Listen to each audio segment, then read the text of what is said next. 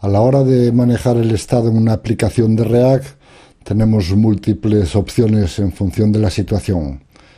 En este caso nos vamos a centrar en el caso de manejar el state de React vía la URL. Esto, tal y como reflejamos aquí en el post de este blog, pues trae toda una serie de beneficios. Persistencia del estado, facilidad de navegación, compartibilidad, se pueden compartir URLs, esto mejora el SEO, la accesibilidad, la sincronización y historial del navegador, que podemos almacenar el estado de la aplicación esa pues en el historial del navegador, un estado concreto de la aplicación. Bueno, hemos creado una pequeña aplicación, aquí la vemos en marcha, es una tienda online que tiene un input en el cual introducimos un texto y realiza una búsqueda. Si introducimos aquí ítem, vemos toda una serie de productos, ítem 1, 2, 3, hasta 10, con diferentes precios y diferentes imágenes. Vemos que aquí en la URL se incorpora el parámetro search con el valor ítem que acabamos de introducir aquí. Por otra parte, tenemos una serie de filtros de categorías y de precios, hasta 100, hasta 500 y hasta 1000.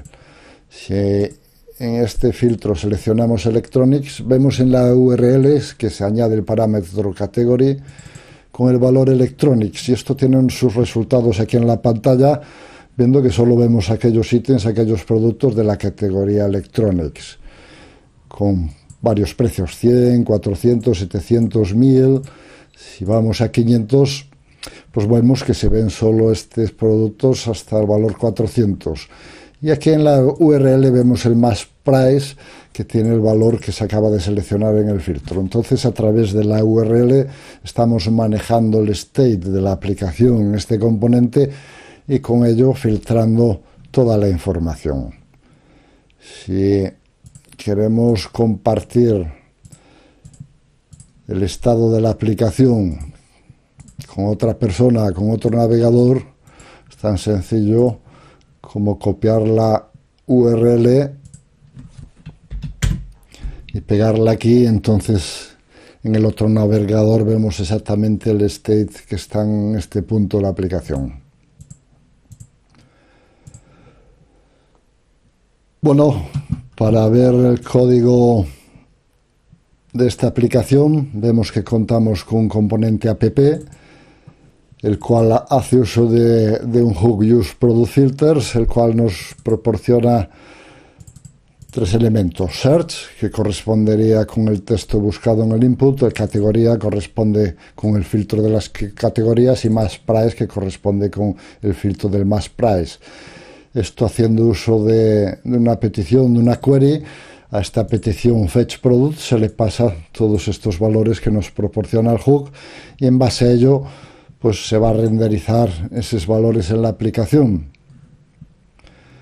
Los productos los tenemos aquí hardcodeados con sus categorías, sus imágenes. Vemos aquí la licencia de las imágenes que estamos utilizando en esta demostración. Estas imágenes que utilizamos aquí, esta es la licencia Creative Commons que le corresponde a todas estas imágenes. Volviendo a la aplicación, bueno, estos productos, decíamos que aquí simulamos se hace una petición fetchProducts al que se le pasan todos los filtros.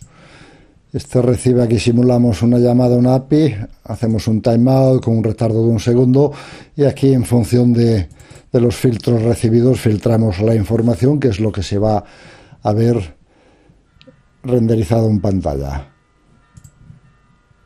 En Product List Filters también estamos haciendo uso de este hook useProductFilters, pero en este caso, aparte de Search, Category y MyPrice, que se utilizan como filtros, también nos devuelve el setFilters, que es un método que, una vez seleccionado cualquiera de los filtros en pantalla, el MaxPrice, la categoría, Pues en setFilters se establece ese valor.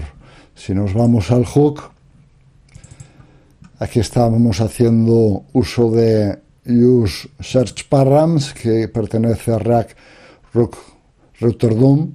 Es lo que nos va a permitir obtener los parámetros que hay en la URL y cambiar estos valores en la URL también a través del método que indicábamos. Se le está pasando a Product List Filters al seleccionar estos valores en pantalla.